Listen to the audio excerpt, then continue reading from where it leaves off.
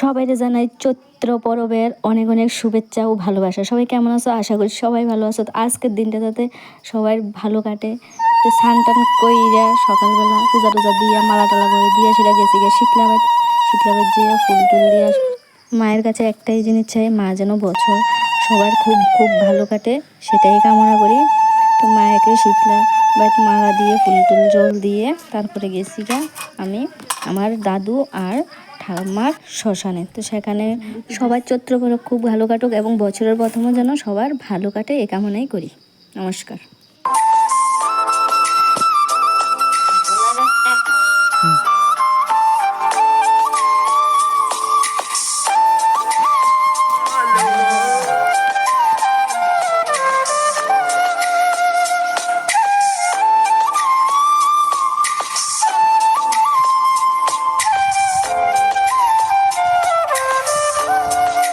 তারপরে সব সাইডে বইয়া গেলাম গা চিরা দই খই লইয়া। তা আমি তো একদম শর্টকে মাইককে একদম খাই লাইতাছি।